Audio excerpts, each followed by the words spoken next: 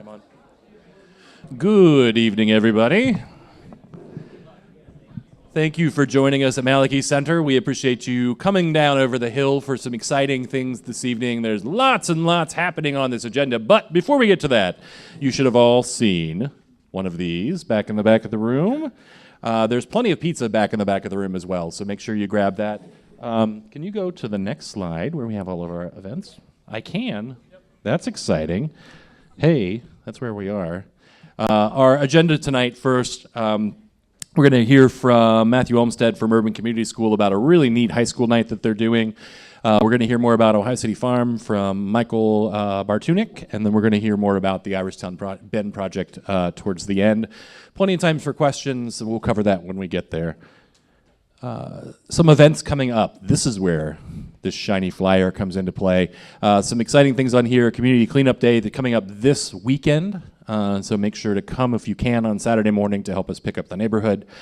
Next week, we have a community resource and job fair that you'll see here on the top right-hand side. That could be a great resource on Saturday, September 9th.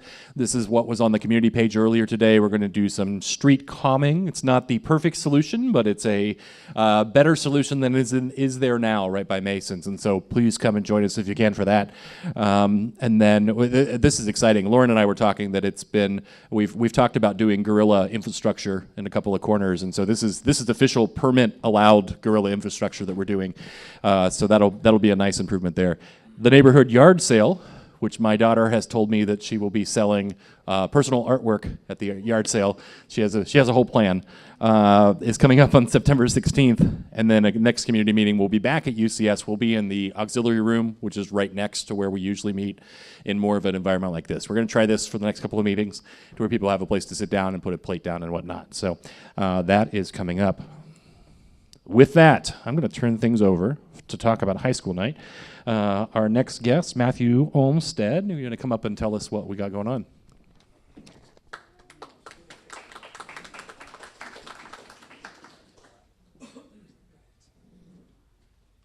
Right and left, just click. All right. Hello, everyone. I'm doing a little analog tonight. I didn't know what I'd have here, so I printed out my lines. My name is Matt Olmstead. Thank you for inviting me here this evening to tell you about Urban Community School's annual high school night. It will be held on Tuesday, September 26th from 6 to 7:30 p.m. at Urban Community School in the gym. That's the only space we have that can fit everyone. First, a little bit about myself. I grew up in University Heights on the east side. I am a St. Ignatius alum, a Navy veteran. I formerly taught high school social studies, and I am a new Ohio City resident along with my wife, Sarah. And I'm the high school placement and alumni relations coordinator at Urban. I've been in this role for exactly 1 year today, which coincidentally is also how long the role has existed. Because I am the first person to have this specific role at Urban, I've leaned heavily on the experience of our leadership to guide me as I build our high school placement program. Our president, Tom Gill, and chief enrollment officer, Patty Skura, have very strong beliefs regarding Urban's responsibility to our students and our community.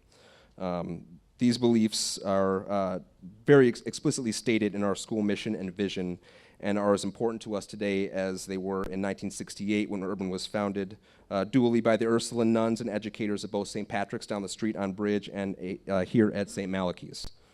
In alignment with this mission and vision, as well as my own personal and professional beliefs, my main objective in this new role has been to help break these social and economic barriers and create educational options and opportunities for our students. You're going to hear me use those two words quite a few times tonight, options and opportunities. To me, this means opening up high school doors that may have been previously closed to these families due to social, financial, and logistic realities. 9 years ago, Urban hosted its first annual high school night. Grand total of 15 schools were in attendance, and 12 of the 15 were Catholic diocesan schools. Urban was, at the time, a diocesan grade school, so that was kind of led that trend. By last year in 2022, we nearly tripled the number of high schools attending. 34 high schools attended last year and met with over 120 families from nearly a dozen local grade schools, including Urban, Near West Intergenerational, Menlo Park, St. Rocco's, Metro Catholic, and many others. As you can see, the space is organized so that each high school has its own table with 1 to 3 representatives each, usually a member of their admissions team or 2, and a student volunteer as well. With this setup, families can essentially shop for schools at their convenience throughout the evening, rather than having scheduled presentations for or by each high school, which can be very time-consuming for both the families and the high school representatives. This format facilitates a more personalized interaction between the students and their families and the admissions officers from these high schools in attendance. Okay. There should be a video there of last year's high school night, but it looks basically just like this. It's going to be held in our gym. We try to do it outside, but usually by that time the weather's getting to the point where no one wants to be outside for an hour and a half. Oh, here we go.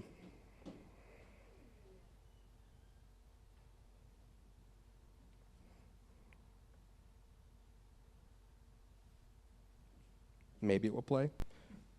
No, but that's okay. I was going to have it play in the background anyway. With this set, I'm sorry, just like last year, students and their families have a chance to meet with high school representatives, admissions officers, and current students to ask questions, discuss options, and learn as much as they can about the specific application processes for these schools, including a lot of the more well-known Catholic schools. Of course, St. Ed's, Benedictines, Magnificat, St. Ignatius, St. Joseph Academy, St. Martin de Porres, and many others will be represented. We will also be hosting independent schools, both private and faith-based, such as Lutheran West, Gilmore, Laurel, Hathaway Brown, Hawken, and University School. And there will also be nearly a dozen Cleveland Metropolitan School District institutions attending as well, including both traditional and criteria-based schools. Again, our goal is to create options and opportunities for these students, as many as we can. And this includes helping them use Say Yes Cleveland, which is an organization that has partnered with CMSD to eliminate the burden of paying for college tuition by providing every eligible CMSD graduate with a scholarship to attend a college, university, or accredited training program. A lot of our students have taken advantage of this to great effect. We are continuing to build on our success of last year by increasing our community engagement as we prepare for the upcoming high school night. That's exactly why I'm here talking to you. We're hoping to outdo last year's attendance, family and student attendance anyway. We already have confirmed that more high schools are going to be coming this year than last year. This event is designed specifically for middle school students applying to be freshmen in the fall of 2024 or later. Students who are looking to transfer to some of these high schools, they have a slightly different process and timeline and might not benefit from attending, just a caveat. And that being said, all middle school students and their families are welcome and encouraged to participate and learn as much as they can about applying to high school to open these doors for them. That is my pitch. I'll take any questions you may have. Wonderful. I've got flyers. I put them on the tables. There's some at the front as well. If you have any questions or want a digital version that you can send to a principal or a family you may know, just let me know. Thank you so much for your time, and please be well.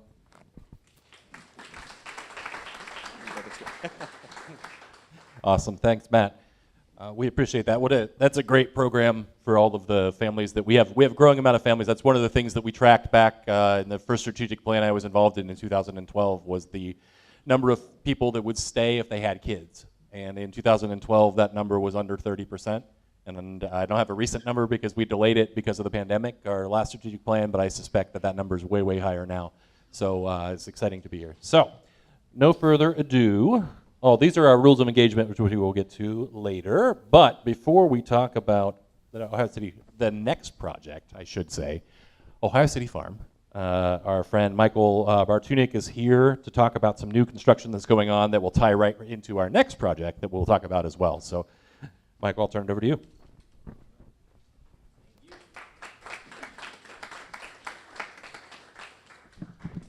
Good evening, everybody. Thank you for coming.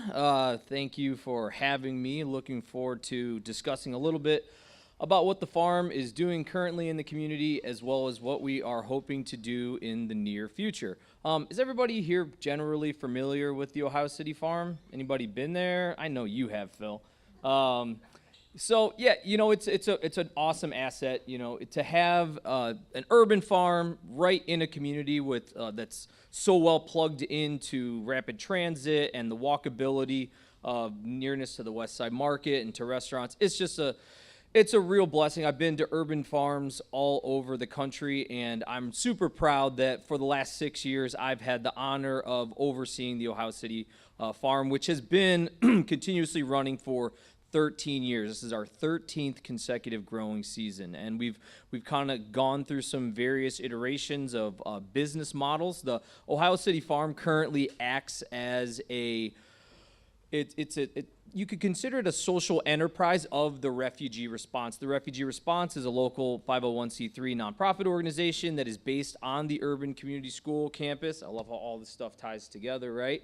And for the last 13 years, the farm has been employing refugees from this community, newcomers to Cleveland, to work at the farm and grow produce. It sounds simple, and it kind of is, and that's kind of why it's really cool. Most of the produce that we grow at the farm goes to local restaurants. A lot of it goes into our CSA. Phil, stay in your chair. I know you get excited when I talk about it. And the CSA it's a great program that really allows us to not only pay everybody that works there, but be able to pay the refugees that work at the farm a good wage. We have a minimum wage at the farm of $15.50 an hour, with an average wage that's closer to $18 an hour. A lot of the folks that work at the farm have been there for a long time. I have guys that have been working on that site every year for the last 10 years straight, which, for us, that brings a lot of institutional knowledge from our, with our crew coming back year after year, and then every year being able to grow and expand that crew to include new and exciting things. One is we've been able to grow the CSA. The space that we're growing on has not changed at all since I've been here, but we have been able to be more efficient, grow more food by making investments in infrastructure. If any of you guys have ever been out there, the farm has like little plastic tent buildings. I like when people call them that. They're like, what are these little plastic tents? They're not tents, they're hoop houses, but it's all the same. They allow us to grow food really early in the season as well as much later in the season. We have had the opportunity to, since I started, bring electricity to the farm. When I started, there was no electricity. You couldn't plug in your cell phone unless you brought like a solar panel with you or something like that. We didn't have a cooler. We actually didn't have a greenhouse 6 years ago. We had the hoop houses, but we didn't have electricity, so we couldn't run a furnace even to have a functioning greenhouse where we could propagate our plants. All these things have changed just inside, the last 5-6 years. We've been able to incrementally step up the infrastructure at the farm. Of course, the Ohio City Farm, the property that it sits on, belongs to the CMHA. They are our tenants, and we are their tenants, and they are our neighbors. And so we have a long-standing partnership. Currently, we have a 10-year lease on the property, which allows us to make potentially some new investments in the space. And when I talk about investments for the farm, we're really interested in two things with this. So our goals with the farm, like I said, are kind of simple. One, we want to employ the newcomer populations because that's the focus of the refugee response. It's a component of what the refugee response does. The farm is it's a place of work. And then we want to provide as many opportunities, as many good paying opportunities that we can through that. And we want to grow really great produce. And we want to be able to market and serve that produce to the greater community. Over the last 10 years, we have had a summer farm stand. Has anybody ever been out to the little purple farm stand building? It's kind of retro looking. It's pretty neat. It looks like it should belong on like a postcard for like Rust Belt Midwestern cities coming back, which I love. But we think that it is time for us to make some investment and potentially for the community to embrace another incremental amount of growth on the property. And with that, and we think it's perfect timing in tandem with the Irishtown Bend coming in, we had the ability, we had the privilege to sit on a lot of the stakeholder meetings with Joel and Land Studio and OCI through this whole process, and it's it's really been great seeing the greater vision and how we are going have the opportunity to be a part of that greater vision. And I think there are several things that we're hoping to do as the park is developed to position ourselves to make the farm more accessible to visitors at the park. But one of the things that we really want to lead off with is a four-season market. So like I mentioned, we have the Purple Farm Stand, which is no longer really serving our needs. It is our goal that we build a market that can not only serve us throughout the growing season, but that will allow us to sell our product because we grow things all year long. We process products downtown in the commercial kitchen that we sell, but we're only able to sell them, during the months. Nobody's coming out to that Purple Farm Stand in February. I've tried. So we're really hoping to have a new building constructed. We have hired a design firm and have gone through one rendition of approval so far, and I would like to take this time to kind of walk you guys through some of the designs and just what this would potentially look like and what this has to offer the community, and kind of take your questions, and we'll see what everybody thinks about it. So, without further ado, so everybody knows where that's at. Okay, so come on, who taped this to the floor? Yeah, I'll take it. Okay, so if you guys are with me here, so this is West 25th, right? This is Bridge Avenue. This is that cool purple farm stand I was talking about. The new farm stand that we are proposing, and I call it let's call it a farm market because it really is more than just a farm stand, would exist if you guys have been to the farm, and I'll have some other pictures for you. It's just to the right, so towards downtown of the main gate. The reason for this specific placement is closeness to utilities. We already have a driveway that goes through here. There's already a parking area over here. And anywhere else in this whole area, it gets confusing because there's utilities that run underneath of some of these, some of the hoop houses in this area, and it would make it difficult to have it.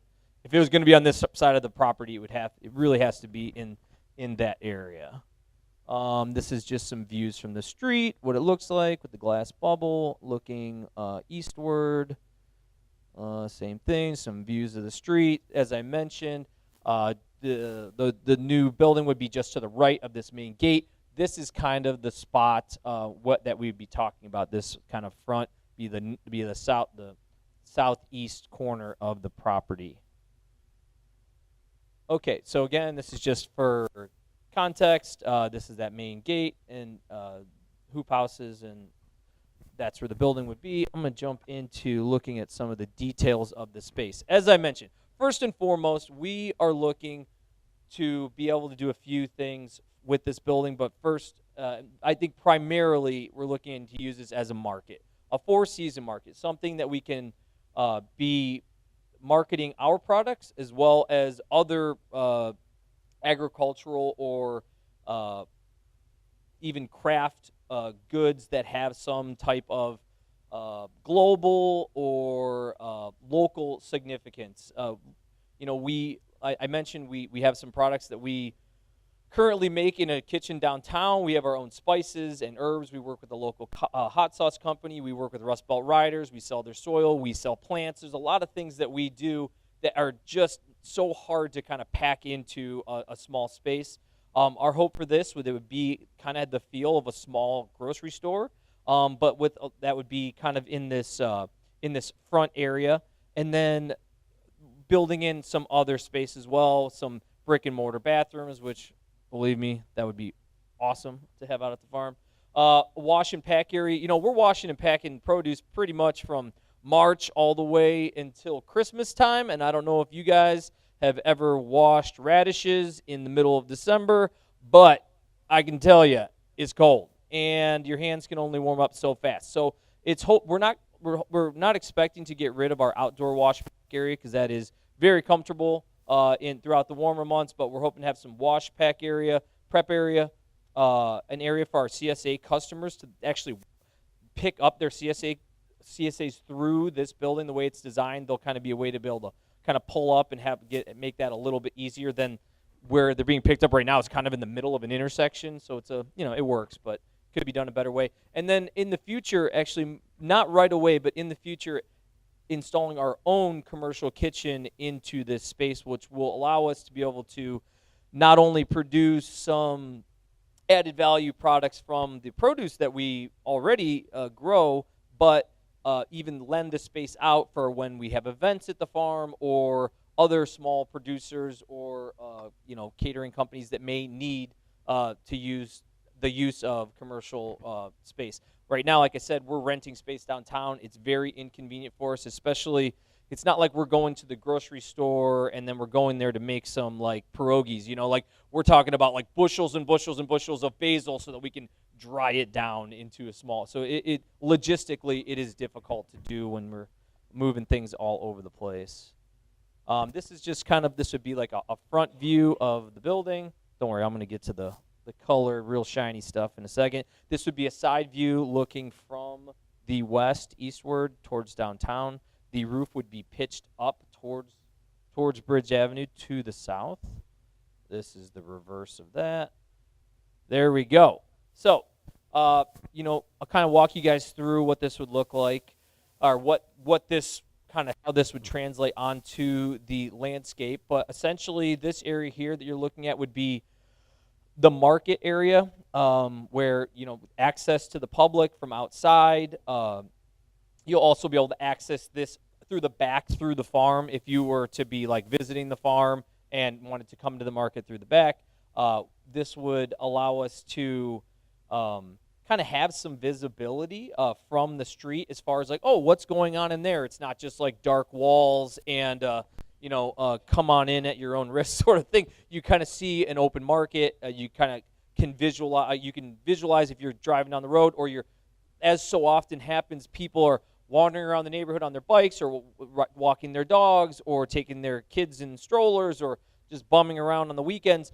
The question I always get is, it's nice. I could have a button that just says, "What is this place?" And people just walk in because they don't know. You can drive through Ohio City and not see the Ohio City farm. I think this is going to give us the ability to be on the property more. So I know like there's a time during the year when nobody's there because we don't have we might have things growing in the hoop houses, but generally all of January and most of February nobody's on the property. This will allow us to actually staff people and have our business continuing through the winter, as well as it functioning and being open and having a presence here.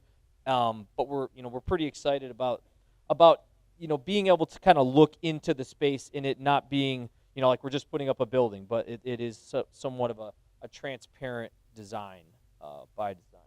So this is all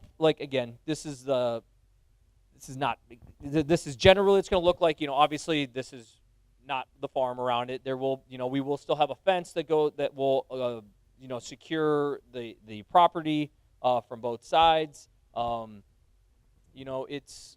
It's something that we we feel like we really need, and we are currently working through the process to get everyone's feedback, as well as because it's kind of been fun. You kind of have this big idea and then you kind of shop it out to a lot of people, and everybody kind of puts their spin on it or their thoughts and ideas. And I can tell you right now that this idea we've been kind of mulling over for about 2 years, and this is kind of where we have taken it, and it is my hope to get everyone's opinions and thoughts on this potential project, and we look forward to hopefully moving it down the road.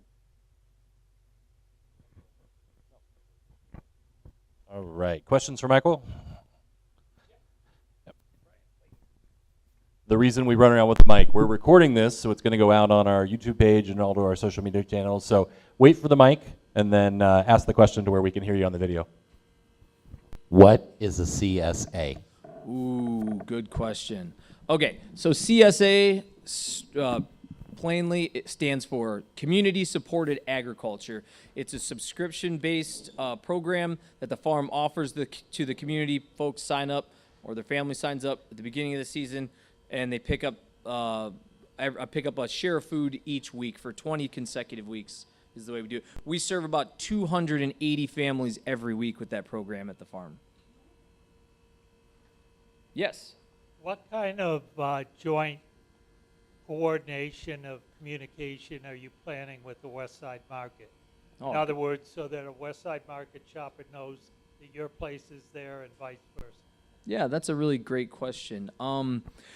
So we have been, we kind of have a lot of overlap with the West Side Market in regard to we have some folks on we have actually our board chair also sits on the board of the West Side Market. We have there's a company called Adune that makes spices and herbs that we distribute our CSA through. The owner of that is actually on the West Side Market. So we are continually having that conversation. I think to us it is a more is better kind of situation.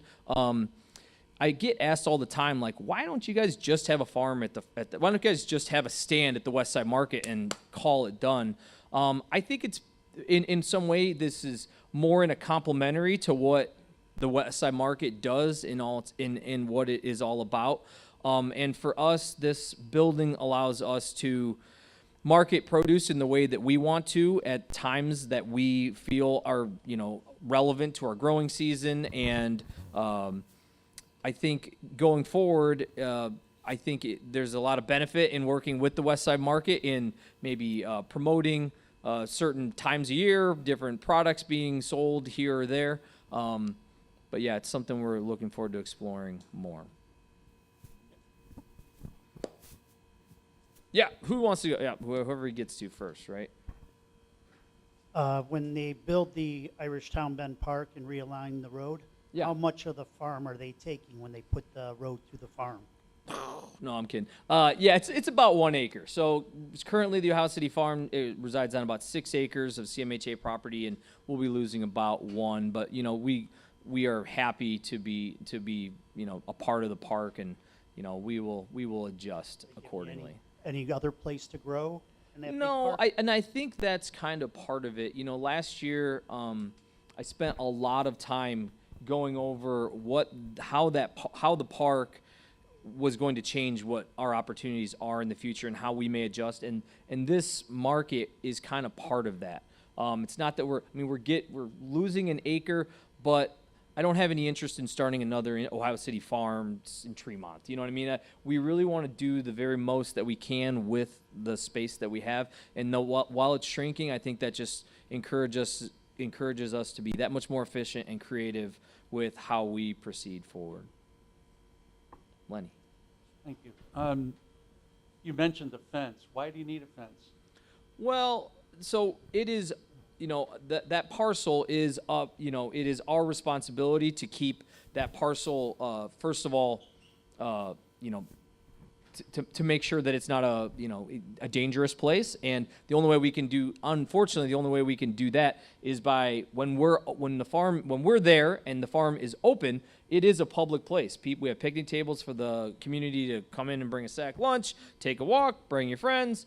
But when we're not there, we can't really guarantee that someone's not going to go in and potentially hurt themselves or find themselves I don't know, whatever could happen. We can't really be responsible for folks. So that would be one other thing, is if we are able to have a market that has a presence and longer regular hours. Like right now, like on Saturdays, we're there for 3 hours. You know what I'm saying? So with a larger market where we are selling more stuff and we have more opportunity to have people there longer, well, that would expand the amount of time that the farm is open to the public across the entire year. So that would be a plus. But yeah, as far as a fence goes, I think any community garden in the city would probably, could probably attest to that. You just kind of have to have some sort of security, at least in my opinion. Yeah. How much do you think this building will cost? Oh, that's a really And great. how are you going to get the money to pay for it? That's a great question. So the refugee response, again, is the parent kind of say parent company. It's actually all the same company. We think of it like basically the Ohio City Farm is the place, has always been the place that the refugee response has done this type of programming. when I mentioned that the Ohio City Farm is basically it's kind of it's a separate entity. We consider it more of a social enterprise. With the and so thinking of it like that, we have been raising money for building out a market for some time, and we have already secured substantial funds to be able to make this happen. We haven't secured 100% of it, but enough to definitely do it. I think it'll also be a kind of phased approach. Everything that I saw there, that's kind of our first goal, is to get the building built and the market operational. And I think in the future, building out some of the back rooms, whether that's small office space or the commercial kitchen, everything will be wired and utilities will be there for all of that to happen, but maybe not all of it right up front to begin with. Yeah. Yes. So I have a question about the aesthetics of how everything looks. Sure. And particularly I'm concerned about when Irish Bend is finished, because the landscaping of that whole park is going to be beautiful. Sure. But I will tell you, the farm from the West 25th Street view is less than what I would call groomed. It looks messy. Sure. So what are your plans to landscape around the farm, which in a sense will be kind of bordering up to Irish Bend? Is that going to be part of the Irish Bend plan? Because there will be a disconnect. We're going to have this beautiful park, and then we're going to have the farm, which looks a bit, I'm sorry, didn't have the microphone up, looks a bit unkept from the street. Now, that's just a matter of farming. But there are some things that could be done in terms of landscaping to shield or hide some of the. Sure. So I'll kind of address your question in two parts. So the area you're talking about on the corner of West 25th and Franklin, so that parcel has, for years now, has been told to me that we are not going to be able to use that. So 2 years in a row, we have planned to probably not use that. They were about to start. It's not up to me when the road gets realigned. I've been basically told you guys are losing that part of the property. So we maintain it at the best that we can. The outside of that is actually all the city of Cleveland's property, so that is not really up to us to maintain. We're in the middle of running a farm. We do the best we can. The fact of the matter is we could just have people mowing grass all day long every day, and we just don't have the resources to do that. As it relates to the farm, again, when Franklin is realigned, that whole area that you're referring to won't be part of the farm. No, I'm not talking about that. I'm talking about inside your fence, what borders 25th Street. There's a part of it that borders 25th Street. Every part of the farm that borders West 25th Street currently will be part of the park. Yeah, for sure. All right. I'm going to call an end to the questions here. Can you stick around to the end of the meeting? Yeah. Okay, so Michael will still be here to talk about the plans in the park. I think it's exciting stuff. We appreciate you being here this evening. Can we have a round of applause for Michael? Thank you.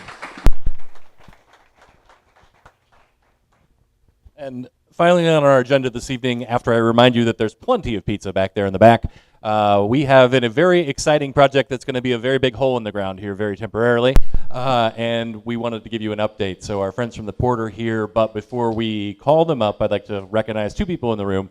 Joel Limbiscus is over there in the corner, if you want to raise your hand, on our board, but also works for Land Studio and has really been one of the visionaries behind what you're going to see tonight and what comes after what you see tonight, I should say. And Tom McNair, our executive director, who's really been key to making this whole thing a reality over the last 10 years, back when it was a wouldn't it be cool if conversation to where we are now. So tonight we're going to talk a lot about the project itself and all of the exciting truck traffic that will be coming through Ohio City. And after that, we will have a lovely, lovely outcome. But to start with that, I'm going to go to Tom first, and then he can introduce folks from the Port. All right, thank you, Chris.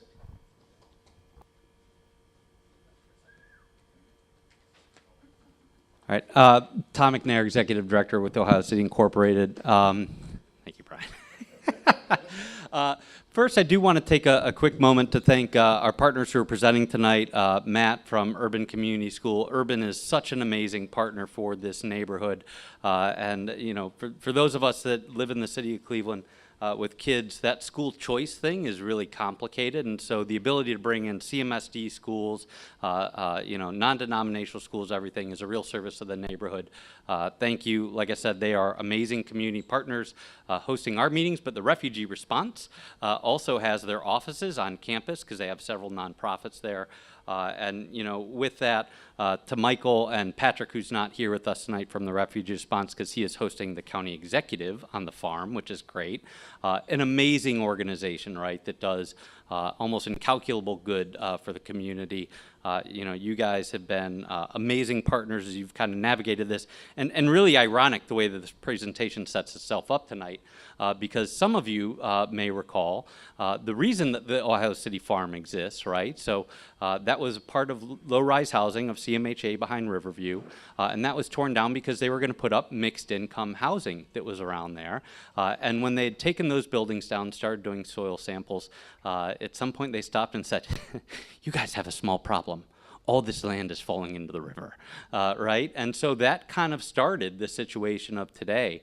And it was about 10 years ago that the port got kind of the legal authority to kind of oversee the stabilization of Irishtown Bend as a shipping channel, right? Because it's a $4.7 billion impact to the Cuyahoga River on our regional economy. The port is an amazing institution, right here, just on the other side of the river from us. But they actually reached out one day. I remember sitting at my desk, and I got a call from somebody at the port who said, we're looking at the stabilization thing. Would you guys like to be involved? And I thought, why, yes. Yes, we would, right? Yeah, we don't often get those calls in Cleveland.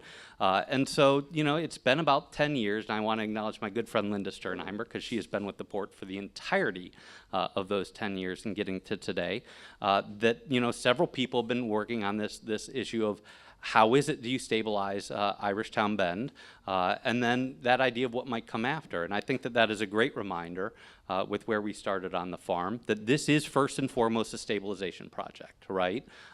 It is not an if, it is not something that we want to do, it is something that we have to do.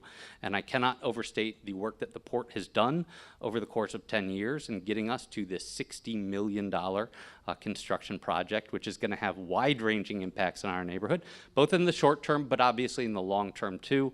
And I'm glad Chris mentioned Joel and Biscus for all the now 20-plus organizations that have been working together to get to today, where construction is imminent. And so, Linda, I don't know if you want to come up and say anything, or do you want me to just bring it over to David? Okay, all right. So, again, with that, I think this has been an amazing lift by a great many people to get where we are today. Really excited, and with that, we've got David Cox from Wade Trim, who's the owner's rep for the port. I'm going to tell you what to expect.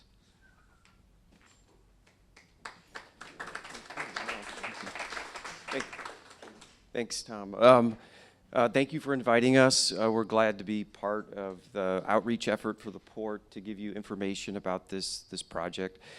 We can tell there's a lot of excitement about it, and it's been in the works for a very long time. And appreciate Tom's introduction to the project. It is, primarily a stabilization project. There is compromised slopes on the north end that are moving towards the river, and protecting that is what this project will do. So my objective today is to give you an overview of what the project elements are, what the schedule is, and then take on some questions.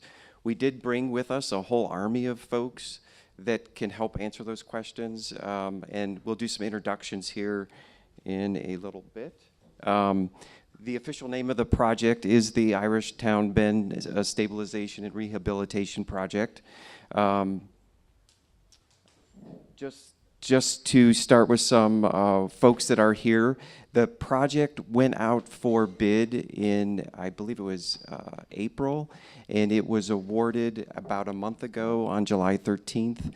The successful bidder was Gettle Construction. We have a couple representatives today with us. Nick Cloney, Cody Schrappapper, Shop-Hopper, okay, and then we've got some of their subcontractors here as well.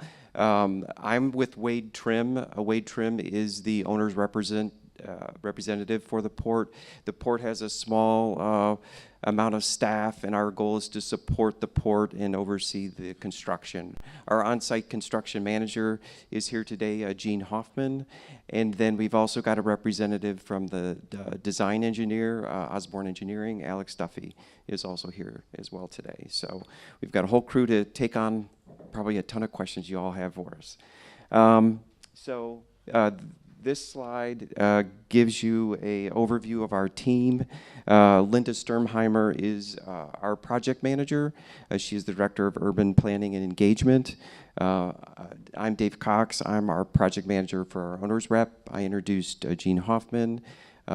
With Osborne, their project manager is Joe Ferenzi. And I don't know if folks had the opportunity to participate or hear about the design work, but you'll see the results of it in today's presentation. And then I introduced some folks from Gettle Construction who will be starting the project or kicking it off here, hopefully in a few weeks. One of the important things to note about the project is it is broken up into 4 distinct stages. And these stages are really to help protect that slope during the course of construction. There's a lot of activity. There's a lot of weight associated with the construction work that will be going on the site. So it's important that the project was sequenced to not compromise or cause any additional failure of that slope of where it's at today. So stage 1 of the project is to do just the mobilization to the site. There'll be a lot of site prep, utility relocations. There'll be utilities removed from the project area. We will also, there'll be a partial demolition of the Royal Castle building, which is on the corner of West 25th and Superior. The portion that faces West 25th with the billboard on it will remain. It's the back portion that will get demolished. Stage 2 of the project is what we're calling the phase 1 excavation. We're removing about 200,000 plus cubic yards of soil. Some of that soil is clean, some of it is contaminated, but that will all be removed. I've been told that amount of soil could fill up the Cavs Stadium. Just fill that all up. That's about the amount of soil that's going to be removed from the site. Stage 3 is the bulkhead wall installation, and along the Cuyahoga River there is an existing bulkhead, and that will be replaced with a new structure, and that will be able to withstand and hold back the forces of that slope and protect it for the long term, which is that park that everyone's waiting to get built on this.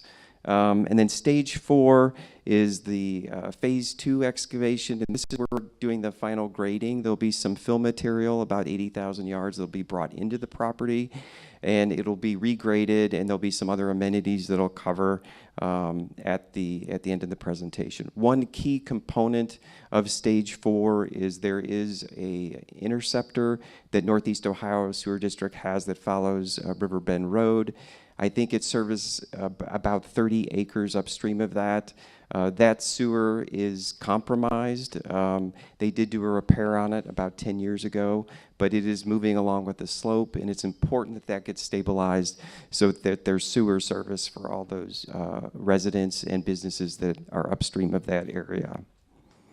So the next few slides, we'll walk through the timeline and give you some specific details about what's happening at each stage. So the overall construction timeline is about 30 months. About 24 of those months will be active construction. There'll be some of the upfront time will be burned, getting mobilized, and at the tail end, it'll be cleaning up and getting ready to turn over the site for the next project, which would be the park part. So in July, the project was awarded. We have, what's outlined here are what we're calling the constraints and milestones associated with the project. These are the items that were put in the construction contract that the contractor will develop a schedule to meet these as we progress through the project. So stage 1 is anticipated to be complete around November of 2023. Stage 2 will follow in the early part of next year, January, February of 2024. And then we'll have this lull where there'll be a lot of activity going on with the site work and the new bulkhead installation that'll extend to about February of 2025. There'll be a short period there that we'll do the final stage 4 work, which will be the improvements to the westerly low-level interceptor, as well as any final grading. And then the project will complete around December of 2025.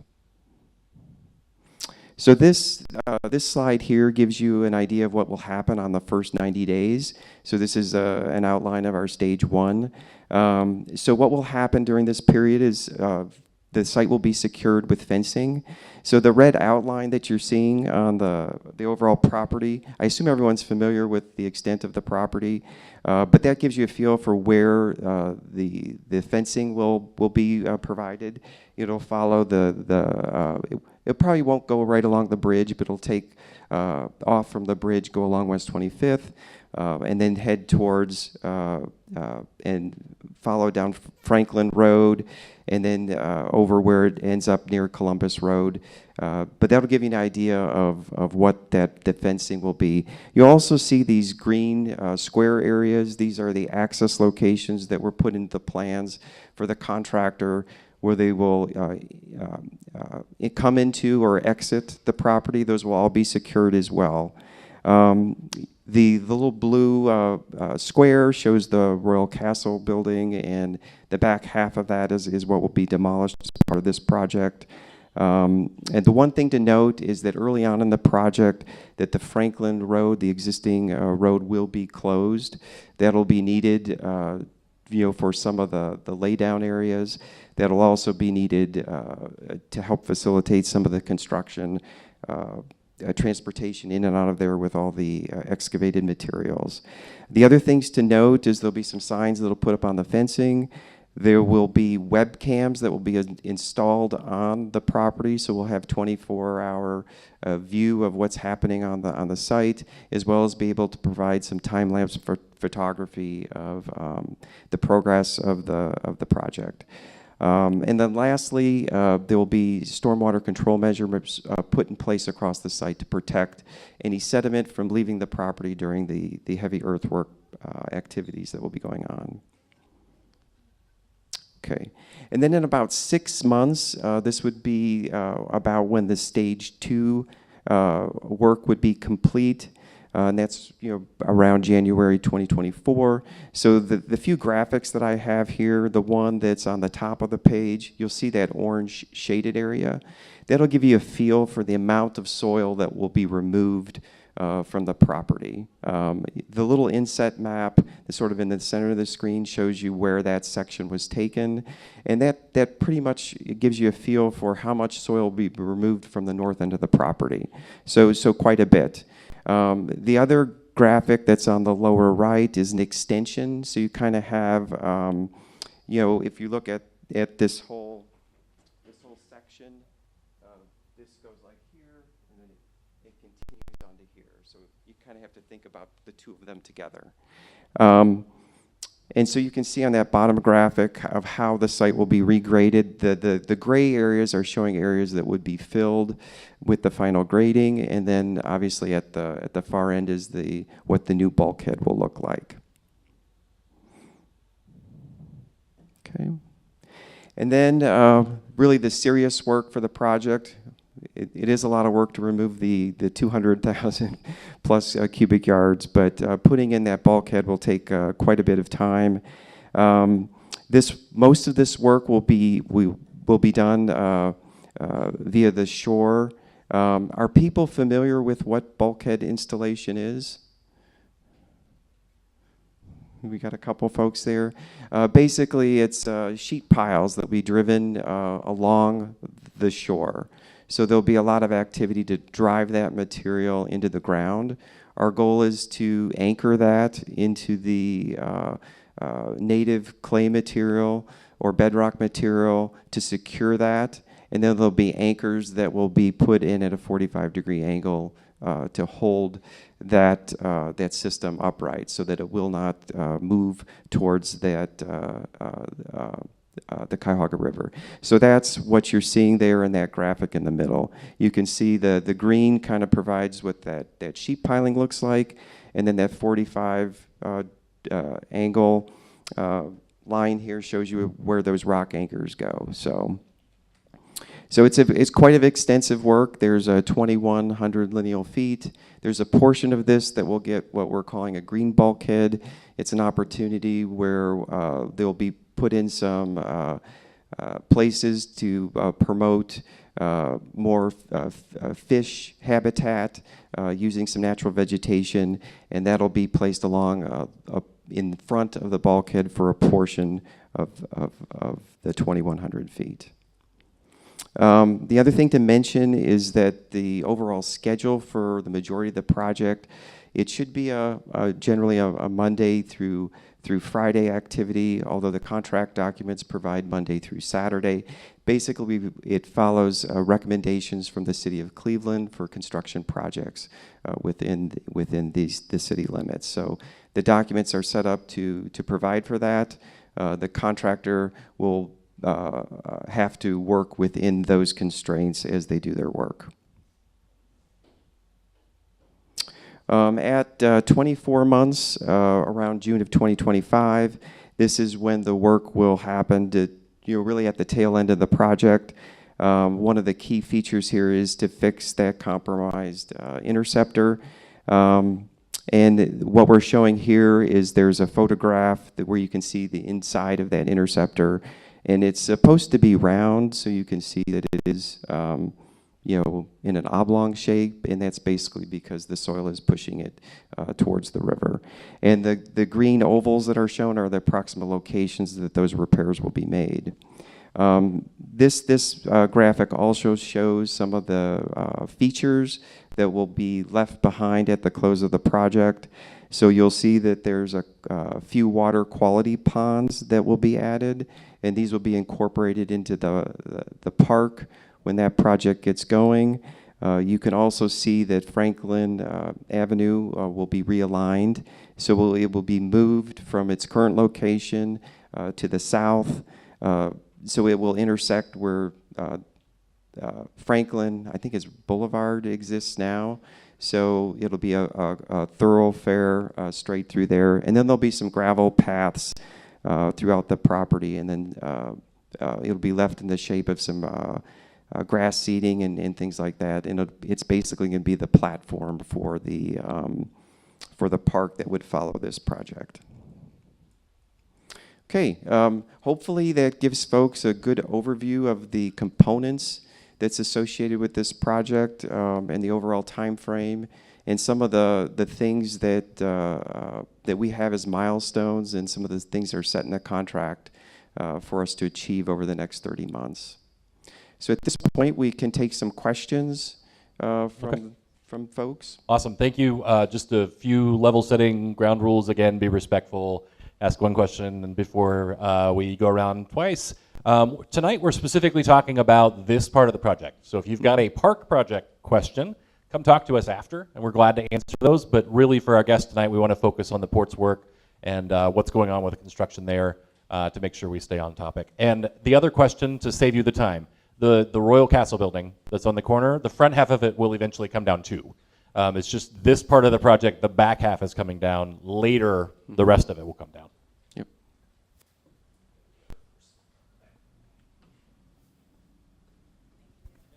Hi, Jennifer Temple, and I represent the Irish Town Bend Block Club, the neighborhood that is there at Columbus and Franklin.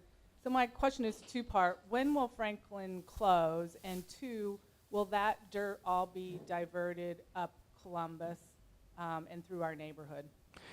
The traffic patterns have not been set yet for the project. At this point, we're in the stage of just mobilizing. So as part of our overall procedures, the contractor will be required to provide us, submittals to review to determine if they're in compliance with the contract. So once that is, those things come in, we'll have a better feel for where that truck traffic will go and the routes for that. And that could be shared at a later date. And for closing Franklin, Within a month? Yeah, so Franklin will be closed fairly soon. It is, just to secure the site in general, it will be closed with the limits that we showed on that earlier slide. Yeah, Sure. we will certainly post this presentation on our website, and then we'll send out a note to where it's at. Yep. Norm from Major Hooples, pretty much the business that has the utilities on Franklin, so I'd like to know how you're going to affect me on those. Also, I know that this stabilization project has to be done because of the high probability of failure. Mm-hmm. Is there any concern with the property on Carter Road between the Columbus Bridge and the graffiti wall that a city of Cleveland did a study roughly 10 years ago, and it came out a high probability of failure for that too? That when you guys start removing all this dirt and shaking up the land, and since they built houses on top of it, that something might shake loose, and since we had all this equipment out here, should we have done it all at once? I don't know if I can quite answer that question for you. For this project, it's really just focused on that area. So there were engineering studies that were done to confirm the design parameters that were used for this project. So if that information was available, I don't know or can't speak to that. I don't know if Linda or Alex, if you want to comment on that. You will be shaking up the area pretty good though, right? You mean with the operations that would be going on with the site? Yes. I don't know. Nick, do you want to give a comment on the pile driving operations? Yeah. Yeah. Big pile drives across the river from us on the other side of the Iverstown Bend project this summer, and my building shook. My liquor bottles are banging off each other, Mm-hmm. and that was a river's distance away, and now you're going to be right on top of a 135-year-old building, plus an unstable hillside that was studied by the city of Cleveland. Sure, understood. So that's the intention of the instrumentation that we'll have on site. So we'll be able to verify and check that. We'll also perform pre-construction surveys of the area to verify that none of the construction activities impact. Yeah, there'll be some documentation that's required as part of the construction contract to go into the nearby structures and photograph and do a thorough survey of existing conditions before the work begins. So if there is something that's compromised as the project proceeds, we'll have be able to reference back to how things were at the start of the project. Can you speak to the utilities question as well, about the hooples at the bottom of the hill? Yeah, so the utilities are all that are going to be removed, are all included in the construction documents. So we're working with the various providers to disconnect so that they can be removed or relocated. So there shouldn't be any disruption to service to any of the existing facilities that have access to those, the utilities. The main objective is to remove some of the utilities along Riverbend, as well as near the Royal Castle building. I don't believe that we're impacting any of the utilities on Columbus Road. Yes, Franklin Road will be, those utilities will be impacted, but is yours connected to that? Then Still have water? I'm sure water, before anything is disrupted, we'll be working with the utilities to make sure that no one's existing service is disrupted. So if you're connected, there would be provisions built in so that you would not be without water. Electric, water? Yeah, any of the utilities that would be touched by this project, we would be working with those providers to make sure that we're not. For most of the utilities, those companies will actually be doing the removals. So it won't even be the contractor associated with this project. There'll be some relocations, but we will be working with those utility providers to make sure that we're not disrupting people's services. So, All right. Who's next?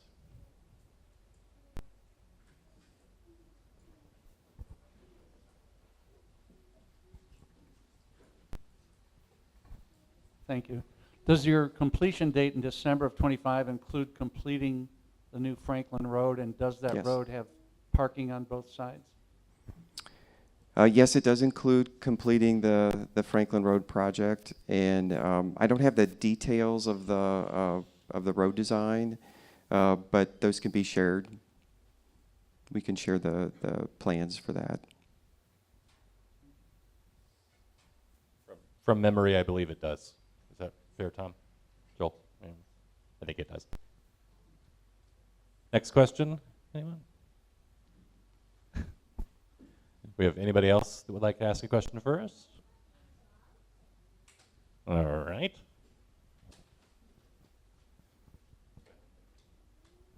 On the closure of Franklin Road, it looked like on the graph that you had an opening at the bottom and the top for your truck traffic to go through. Let me put that up there.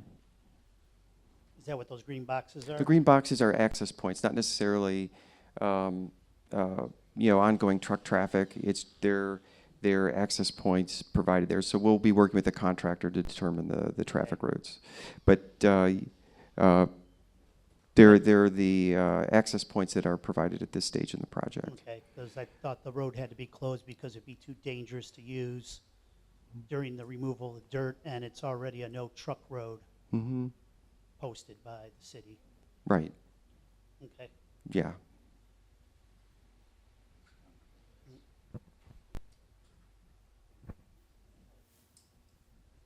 Other questions?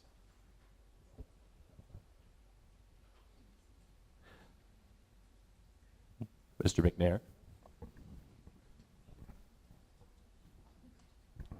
Really more a comment than a question. Thank you for this information. Sure. I know Linda has told us that the port, this is obviously a 2-ish year project, right? That's going to be a lot of activity. The port has committed to us to coming back to these meetings as necessary to continue to share updates as it evolves. We have also gotten a commitment from the council person. We will, when there are impacts that we know about coming, he is going to be sending postcard mailers out to the community, right, so that everyone is aware, when we do better understand what those truck impacts are and things of that nature, Sure. we will do everything we can to ensure that the community is aware of what these changes are. Yep. Now's your chance as our big project partner. You want to weigh in? Is this on? Can you guys hear me? I just want to thank you all for inviting us tonight, and as Tom said, we'll be back throughout the project and, as things evolve through the stages. So thank you for having us. Mm-hmm. Oh, we got one more question over here.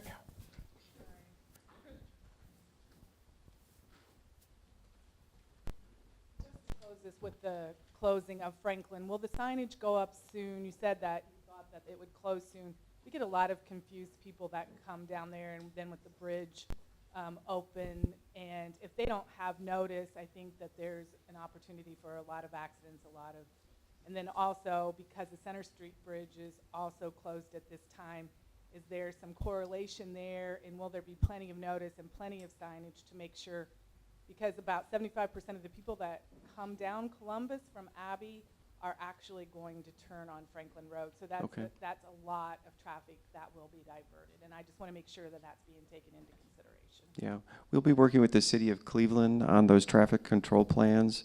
So they'll be advised and they'll provide their input and feedback to make sure that we're covering, all their requirements before anything is closed. So we will. It's not like we're just going to show up one day and close the roads.